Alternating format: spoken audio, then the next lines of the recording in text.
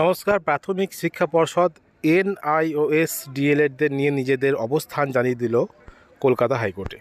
তো আজকে কলকাতা হাইকোর্টে এনআইওএস ডিএলএডদের শুনানি ছিল। সেখানে কিন্তু কলকাতা হাইকোর্ট থেকে বলা হয়েছিল যে পর্ষদ এবং এনসিটিকে নিজেদের অবস্থান জানাতে হবে, তারা কি করতে চলেছে, কি চাইছে তারা। তো প্রাথমিক শিক্ষা পর্ষদ কিন্তু মহামান্য সুপ্রিম কোর্টের 28/11/2023 জাজমেন্টকে মান্যতা দিয়ে তারা কিন্তু যেটা বলেছে যে ডিএলএড এনআইওএস ডিএলএড বাদ দিয়ে তাদের প্যানেল প্রকাশ করতে তারা চাইছে। কেননা মহামান্য সুপ্রিম কোর্টের নির্দেশ কিন্তু মান্যতা দিতেই হবে, না হলে কিন্তু সমস্যায় পড়তে হবে।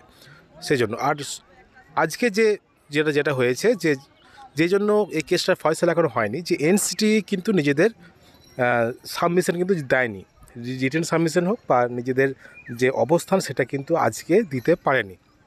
সেই জন্য আরও এক সপ্তাহ সময় দেওয়া হয়েছে। আগামী 18ই জানুয়ারি আবার কেসটা উঠতে চলেছে এবং সেখানে এনসিটিই নিজেদের অবস্থান জানাবে। আজকে প্রাথমিক শিক্ষা পর্ষদ নিজেদের অবস্থান জানিয়ে দিয়েছে প্রাথমিক শিক্ষক নিয়োগের ক্ষেত্রে তারা কি চায় এনআইওএস ডিএলএডদের নিয়ে। তো এনসিটি কিন্তু জানাবে আগামী 18ই জানুয়ারি, যেটা জানা যাচ্ছে।